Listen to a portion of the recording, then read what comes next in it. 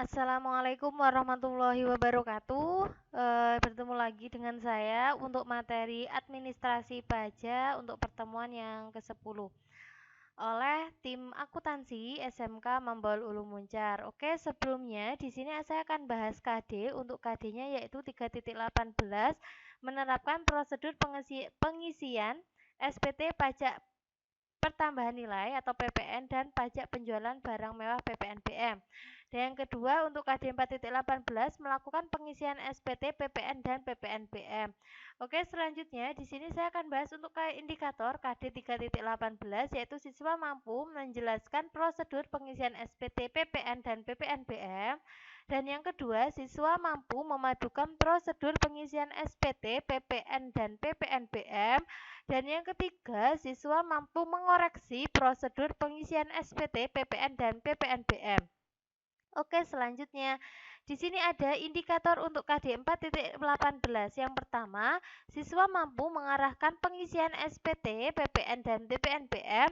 Dan yang kedua, siswa mampu memprediksi pengisian SPT, pajak, PPN, dan PPNBM. Dan yang ketiga, siswa mampu menugaskan pengisian SPT, pajak, PPN, dan PPNBM. Oke, selanjutnya di sini saya akan bahas untuk materi ini, saya akan bahas untuk teorinya dulu. Untuk pengisiannya saya akan bahas untuk pertemuan selanjutnya. Di sini untuk materi yang pertama yaitu pengertian surat SPT. Untuk sebelumnya kelas 2 kan sudah saya bahas. Di sini saya akan bahas lagi surat pemberitahuan yaitu SPT merupakan surat yang digunakan oleh wajib pajak untuk melaporkan perhitungan dan pembayaran pajak atas objek pajak atau bukan objek pajak atau harta dan kewajiban sesuai perundang-undangan perpajakan. Jadi SPT yaitu surat pemberitahuan yang digunakan oleh wajib pajak. SPT harus diisi oleh wajib pajak, dalam hal ini pengusaha kena pajak PKP dengan benar dan lengkap dalam bahasa Indonesia. Jadi SPT ini wajib diisi oleh wajib pajak yang pengusaha kena pajak. Oke, selanjutnya untuk materi yang kedua di sini tentang SPT. Di Indonesia ada dua jenis SPT. Yang pertama SPT tahunan yang dilaporkan pada masa suatu tahun pajak yang dilaporkan dalam tahun pajaknya setiap tahunnya. Dan kedua SPT masa yaitu yang dilaporkan pada suatu masa pajak. Biasanya di sini setiap bulannya. Sedangkan berdasarkan jenis pajak SPT juga terbagi menjadi dua yaitu SPT PPH dan SPT PPN. Oke, selanjutnya materi yang ketiga yaitu pengertian SPT masa PPN dan PPNBM. Jadi di sini ada SPT khusus untuk PPN dan PPNBM itu namanya SPT masa PPN dan PPNBM. SPT masa PPN merupakan formulir laporan pajak pertambahan nilai atau PPN yang harus diisi dan dilaporkan oleh PKP. PKP tadi apa? Pengusaha kena pajak.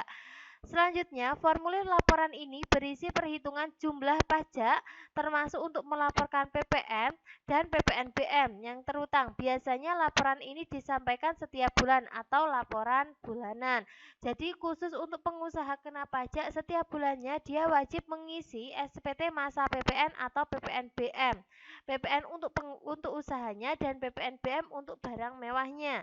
Selanjutnya yang saya bahas SPT masa PPN sekarang disebut dengan SPT masa PPN 111 untuk formulir 11. Ini saya akan bahas untuk pertemuan selanjutnya. Tapi di sini saya bacakan untuk yang terdiri dari satu form induk dengan 6 form lampiran seperti berikut. Jadi, untuk SPT masa formulir 111 ini ada beberapa macam. Di sini ada beberapa macam? 1 2 3 4 5 6. Yaitu ada 6 macam. Yang pertama untuk formulir 11AB, yang kedua formulir A1, formulir A2, formulir B1, B2 dan B3. Fungsinya untuk apa saja? Kalau AB formulir rekapitulasi penyerahan dan perolehan. Dan yang kedua untuk A1 yaitu formulir daftar ekspor BKP berwujud dan BKP tidak berwujud. Dan untuk formulir A2, formulir daftar pajak keluaran atas penyerahan dalam negeri dan faktur pajak. Jadi di sini fungsinya banyak, untuk ada 6 formulir bentuk A111 ini. Oke, yang saya bahas di sini untuk SPT masa PPN dan PPNBM dulu.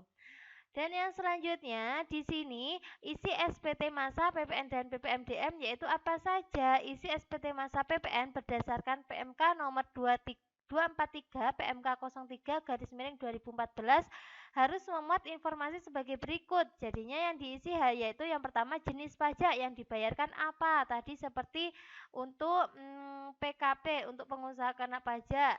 Terus nama wajib pajak serta NPWP-nya. Setelah itu tanda tangan wajib, yaitu tanda tangan wajib dari wajib pajak atau kuasa dari WP. Terus setelah itu jumlah penyerahannya. Terus jumlah DPP. Jumlah DPP apa? Dasar pengenaan pajak setiap bulannya kena berapa. Dan yang selanjutnya jumlah pajak keluaran untuk penjualan, jumlah pajak masukan dalam pembeliannya di dalam usaha kita yang bisa dikreditkan. Terus yang selanjutnya jumlah kekurangan atau kelebihan pajak. Terus tanggal penyetoran, data lain terkait kegiatan usaha wajib pajak atau PKP. Jadi di sini yang tertera di dalam formulir SPT masa PPN dan PPNBM. Untuk masa pengisiannya kita akan praktek untuk pertemuan yang selanjutnya. Terima kasih, selalu jaga kesehatan dan semangat belajar. Wassalamualaikum warahmatullahi wabarakatuh.